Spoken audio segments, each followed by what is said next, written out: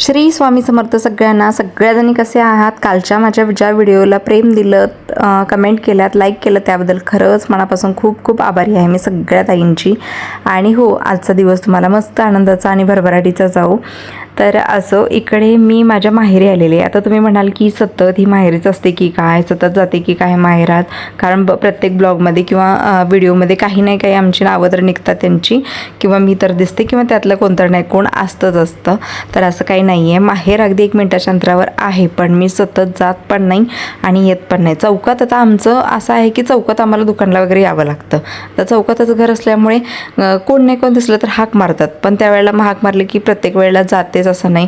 कधी तर क्वचितच मी 8 दिवसातून एकदा असं हाक मारली तर जातोय, नाही तर नाही. किंवा कार्यक्रम वगैरे काय असेल तरच मग इकडे, नाही तर नाहीच. अक्षरशः मी येतच नाही. मग काय असेल त्यांचं फोनवरच. हां, मुलं मात्र इकडे असतात, कारण रिया लहान आहे, अर्णव लहान आहे. मग इकडे खेळायला इकडे पण असतात, रिया तिकडे पण असते, पोरं माझी इकडे पण असतात.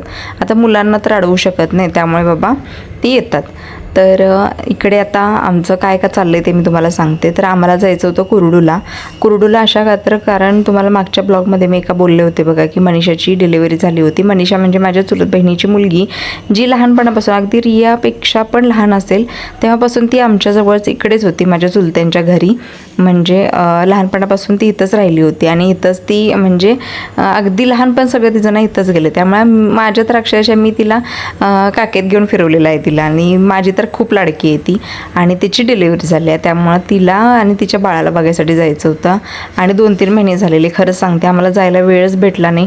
परवा मी तुम्हाला सांगितलं माहेरला गेले होते, ती पण चुलत बहिणीची मुलगी होती उजा. तिला असं तिचं काही गाव इथलं इथं जवळ आहे, त्यामुळे इथलं इथं आम्ही जाऊन आलो पटकन.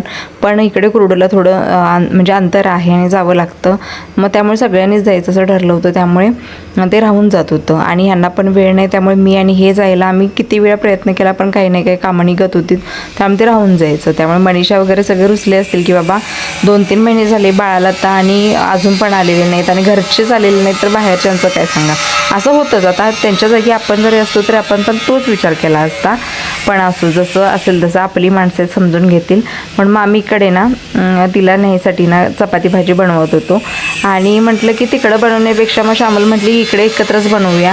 आणि खरंच सांगते, आमच्या दोघींचं बॉन्डिंग इतकं छान आहे ना. आता तुम्ही सख्या जावा बघितला असाल, सख्या बहिणी बघितला असाल, पण सख्या नणंद भाऊजा कधी बघितलं आहे का असं छान राहिलेलं? खरंच आम्ही आता तिच्या पण लग्नाला 7-8 वर्ष होत असतील इकडे येऊन. ती सुरुवातीला आमची ओळख होत म्हणजे असं सुरुवातीला असं थोडंसं लांबच होतो आम्ही, पण जसजशी जवळ जसं एकमेकांचा स्वभाव कळत गेले तसं आम्ही कधी एकत्र म्हणजे सख्या बहिणींच्या वरचं आमचं नातं झालेलं आहे घट्ट. आणि एकदा राहुलशी वाद होतो, पण तिच्याशी कधीच होत नाही. एवढं म्हणजे आमचं बॉन्डिंग चांगलं आहे, आणि एकदम लहान बहिणीसारखीच राहते ती पण. आणि खरं म्हणजे सांगू का, ती लग्न ज्यावेळेला करून आली ना त्यावेळेस ना, आता मी तुम्हाला सगळं मी नंदेचं आणि भाऊजेचं सगळं सांगते असं तुम्हाला, पण खरंच सांगते सिरियसली की ती ज्यावेळेला लग्न करून आली ना, आणि त्यावेळेला आरू माझा किमान 1 वर्षाचा असेल, 1 ते 1.5 वर्षाचाच, नाही 1.5 वर्ष पण नाही, 1 वर्षाचाच असेल. आणि मी कॅन्टीनला जात होते त्याला सोडून त्यावेळेला, आणि त्याला घ्यायला मागे मम्मीजवळ असायचा तो. आणि मम्मी काय, आजी आहे म्हटल्यानंतर सांभाळणारच, पण कसं असते, नवीन सून घरात येते त्यावेळेला काही गोष्टी पटतात नाही पटतात, पण तिने एवढ्या समजूतदारपणे आरूलाही म्हणजे हँडल केलं. आरूसाठी म्हणजे आरूला तर ती एवढी आवडते ना की आरू तिच्याशिवाय राहू शकत नाही.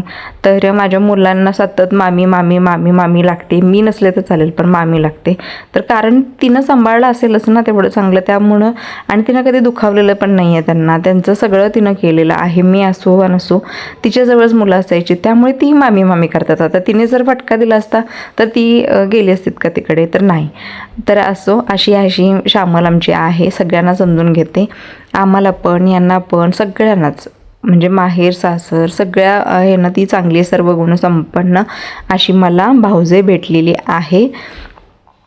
तर असो, इकडे आम्ही आता एकत्र बसून चहा घेतला. आणि हो, मम्मी आमची दिसत नाही व्हिडिओ वगैरेमध्ये ह्याच्यामध्ये, कारण ती सकाळी 9ला गेली की ती पण संध्याकाळी 9ला येते, कारण बेडशीटवरती शॉप आहे तुम्हाला माहिती आहे, आणि मम्मी तिथंच असते. त्यामुळे बाकीचे कोण दिसत नाहीत, कारण सकाळी लवकर जातात, मग आपल्या ब्लॉगमध्ये वगैरे ते येत नाहीत सहसा. त्यामुळे आम्ही जेवढे आहे घरामध्ये तेवढेच आम्ही सतत दिसत असतो. आणि हो, ज्या कोणी व्हिडिओ बघत असतील त्यांनी एक विचार करा की आपलं तोंड चांगलं असेल तर सगळं चांगलं असतं. जर तुम्ही नणंद असाल किंवा भावजाई असाल तर समोरच्या व्यक्तीला जितकं आपण प्रेम देऊ तितकं समोरची व्यक्ती ही आपल्याला प्रेम देत असते. त्यामुळे आपलं तोंड चांगलं महत्त्वाचं असतं आणि हो, समोरचाही तितकाच चांगला लागतो. नाहीतर आपण कितीही चांगलं असलो आणि समोरचा जर उद्धट असला तर त्याला आपण किती समजावणं आणि किती सांगणं हे खूप मूर्खासारखं ठरतं. त्यामुळे समोरचाही तितकाच चांगला लागतो आणि आपणही तितकंच चांगलं लागतो, तरच ते नातं टिकत असतं. तर असो, इकडे श्यामल चपात्या करायला बसली होती आणि मला वरती मग मी पनीरची भाजी बनवणार होते.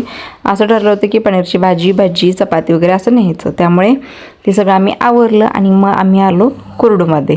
तर आता कुरडूला येताना तुम्हाला मी प्रॉपर सगळं दाखवलं नाही, कारण तेच दाखवणं बरं वाटत नाही. त्यामुळे मग तुम्हाला डायरेक्ट घरात आल्यानंतरच दाखवते. तर इकडे आलेलो आहे आम्ही कुरडूला आणि हा जो दिसतोय तो मनीषाचा आमचा मोठा मुलगा आहे. त्याचं नाव कृष्णराज आहे आणि मला कृष्णराज नाव हे खूप आवडतं. आणि हे आहे सेकंड बाळ, जे तो पण मुलगाच आहे आणि तिला हवी होती मुलगी. त्या सगळ्यांना घरच्यांना हवी होती मुलगी, त्यामुळे त्यांच्या आजोबा तर रुसूनच बसले होते की मुलगी झाली नाही. आता हे तर त्याच्या ह्याच्या हातात तर आपल्या काय नसतं, नशिबावरती असतं. आणि बघा किती कार्टूनगिरी आहे, बघा किती आगाव आहे मनीषाचा मुलगा ना, इतका आगाव आहे ना काय सांगण्याच्या पलीकडचं आहे. सगळ्यांना तो बंदूक घेतोय, सगळ्यांना असं बंदुकीने शूट करतोय आणि म्हणतोय की खाली पडा. आता ह्याला पण केल्यानंतर हा बघा ह्याची ॲक्टिंग बघा, एवढं म्हणजे एवढीशी पोरं किती हुशार असतील, खरंच विचार करण्यासारखी गोष्ट आहे.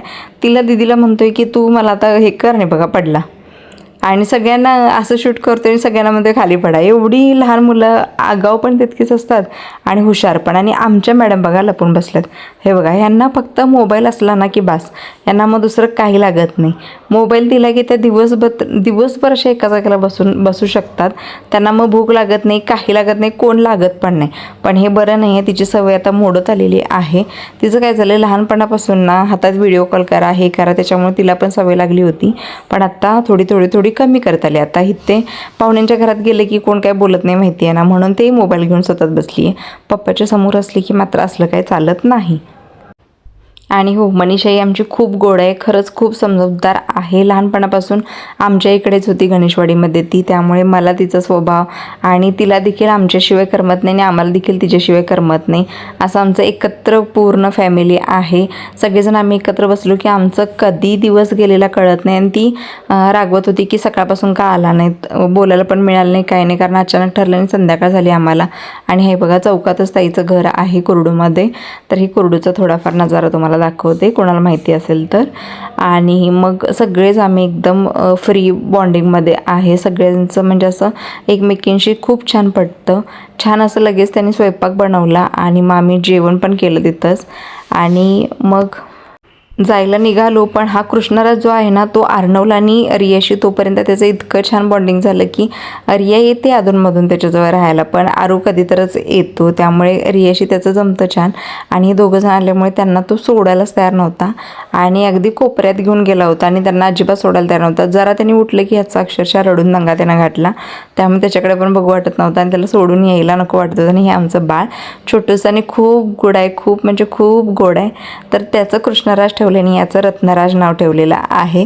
नाव खूप मोठं आहे, पण त्यांची हाऊस रत्नराज आणि कृष्णराज एकत्र. आणि हा आमचा साहिल ताईचा मुलगा. तर ऋतू, साहिल, मनीषा ही आमच्या ताईची 3 मुलं आहेत आणि खरंच खूप छान आहेत, समजूतदार आहेत सगळी. आणि ऋतू पण आमची खरंच खूप हुशार आणि टॅलेंटेड, मल्टी टॅलेंटेड ज्याला म्हणतात ना, ते आमची ऋतूमध्ये सगळं आहे. ते मी तुम्हाला आता ऋतूचं एक नंतर मी तुम्हाला सगळं सेपरेट सांगेल, ज्यावेळी ती मला एकटी भेटेल त्यावेळी मी तिच्यातले सगळे गुण तुम्हाला सांगेल. पण खरंच सांगते, मल्टी टॅलेंटेड ऋतू आमची आहे. आणि मग त्याच्यानंतर आम्ही घरी आलो. त्याच्यानंतर हे दुसऱ्या दिवशी वातावरण बघा, कधी ऊन कधी पाऊस असं होत होतं आणि मस्त असं ऊन पडलं होतं. आणि उन्हातून असं घरात यायला नको वाटत होतं. आणि किती दिवसांनी असं ऊन पडल्यानंतर ना लई भारी वाटत होतं. आतले सगळे घातलेले कपडे ना, दोऱ्या बांधलेत घरातमध्ये आतमध्ये, ते सगळे काढले आणि बाहेर आणून टाकलेत. इतकं छान ऊन पडलं होतं. त्यामुळे आणि असं झालं की एकदा आत न्या एकदा बाहेर न्या असं पण होतं, कारण जरासं आणि ऊन पडल्यासारखं होतं तोपर्यंत आणि रिमझिम. त्यामुळे असं सतत काय तर चालू आहे. आणि डोंगर बघा आणि नजारा आमच्या, हा खालचा टेरेस आहे, वरती आहे तो ओपन टेरेस आहे, जो तुम्हाला मागच्या ब्लॉगमध्ये मी दाखवला असेल. तर वरती हा ओपन टेरेस आहे इकडे, आणि इकडे हा सेकंडवाला खालचा आहे, जो की रूमच्या पाठीमागे आहे. तर इकडे अशा मी दोऱ्या वगैरे बांधल्यात आणि इकडे पण टेरेसवरती सगळं आणून टाकलं आणि सगळा नजारा बघा, हिरवंगार सगळं दिसते. झाडी एवढी उंच आलेली आहेत, आता आंबे वगैरे लागले ना टेरेसवरून आम्ही अलगद काढू शकतो. इतके आंब्याचं झाड वगैरे सगळं मोठं झालेलं आहे. खाली सगळं पूर्ण बागेमध्ये शेवाळलेलं आहे, त्यामुळे खालचा दरवाजाच आम्ही उघडलेला नाही. फक्त ताईबाईला पाणी घालायचं असेल तरच आम्ही दरवाजा उघडतो. हे बघा आंब्याचं झाड किती मोठं झालं. जर आंबे लागले ना तर हाताने अलगद काढून घेऊ शकतो, इतकं आंब्याचं झाड आहे. आंब्याचं आहे, पेरूचं आहे, फणसाचं आहे, सगळ्या प्रकारची झाडं पाठीमागे आहेत. सीताफळं लागलेली आहेत, सीताफळंसुद्धा मी पिकत घातलेली आहेत. त्याच्यानंतर हे पलीकडचं घर बांधायला चालू आहे बघा. आणि ही जी रोपं आहेत ना बार्डीमध्ये लावलं होतं, ह्याच्यामध्ये मोगऱ्याचं झाड होतं, ते सगळं मरून गेलं. आणि हे कोरफड वगैरे बघा सगळी गेली होती उन्हाने वगैरे वाळून, पण आता पावसाळ्यात परत आलेली आहे उगवून. आणि मेहंदी वगैरे लावून झाल्यानंतर दुसऱ्या दिवशी असं लावणार आहे मी. बघू आता कधी आठवण झाली तर. वरती आहे त्याच्यामुळे आठवणीतच राहत नाही. आणि हा बघा स्लॅब परवा पडला, छान पडला आहे स्लॅब. आमच्या लेवललाच आहे, जरासं वरती चाललेला आहे त्यांचा, पण छान पडला आहे स्लॅब. त्याच्यानंतर कपडे वगैरे सगळे घातले. मग मला दळप पण करायचं होतं, ते दळप पण करून घेतलं, कारण मग असंच घरातलं काही नाही काही काम निघत असतंच आपलं. आणि ऊन पण पडले, त्यामुळे म्हटलं लागलंच दळपं करून गिरणीमध्ये ठेवून देऊया. तर असो व्हिडिओचं एंड आता इथंच करते. पुन्हा भेटू नवीन एका छोट्याशा ब्लॉगमध्ये. तोपर्यंत बाय.